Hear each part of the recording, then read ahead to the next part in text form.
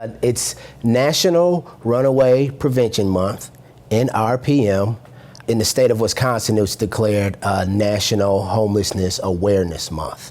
So every November, there's a very strong concerted effort to get just information out, statistics out about the individuals in our community that are vulnerable, that are experiencing some sort of housing insecurity. A lot of times we think about homelessness as people living on the streets, whether it be downtown, in doorways, or living in shelters. But homelessness and housing insecurity also includes those living in their cars, those couch surfing. Sometimes multiple families are in one hotel room. So there's just a lot of different ways that housing insecurity manifests itself, and we want to bring attention to that, especially as it relates to youth. If you've been up and down Rimrock anytime over the past 5 or 6 years, you've noticed the expanse of green flags. There's 300 green flags. That is the estimated number of youth who go to sleep with some sort of housing insecurity every night. So basically 300 homeless youth are represented.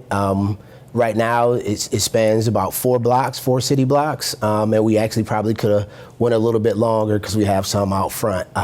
But it's just, to think about each one of those flags representing someone, a young person at that, someone who is still getting up and going to school, someone who is still going through the rigors of being a teenager, a child, on top of dealing with, living in their car.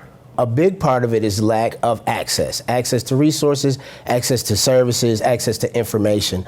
A lot of these people are in situations that many of us may be 1 or 2 different decisions away from. Things happen unexpectedly, and a family is in a situation where they're not able to get secure housing, especially in a city like Madison. Madison is continuously at the top of #1 places to live and be. It is a very awesome place. It is a great place to live, as long as you can afford it. And if you can't afford it, it's pretty much a different story.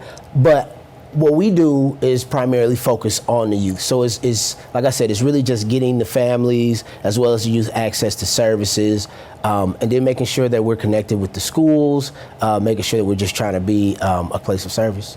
So there are a number of different things that you can do. One, you can obviously partner with us in some way, whether it's through donation of goods, monetary donation, volunteering time.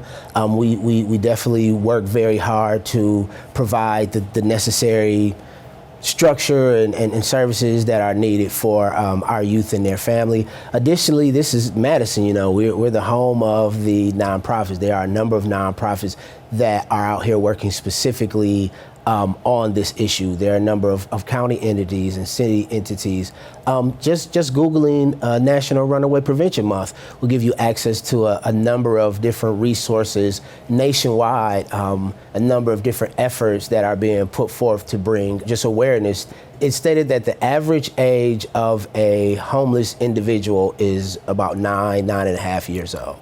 That statistic should be more than enough to make people kind of pause and then go out and seek more information. It's not just the individual that's sleeping on the street. A lot of times it's the person that you see at the bus stop. It's the person that's bagging your groceries. It may even be the person that works in the cubicle next to you. So just try to be more aware. So our primary way of getting in touch with us and figuring out what's going on is to go to our website, which is briarpatch.org. That's briarpatch.org. Additionally, you can give me a call. My number is 608-245-2550, extension 1105. Any ideas you have in terms of wanting to be of service, of value to the youth and the families that we serve, if you want to be a part of partnering with Briarpatch to solve this homelessness problem, definitely feel free to give me a call.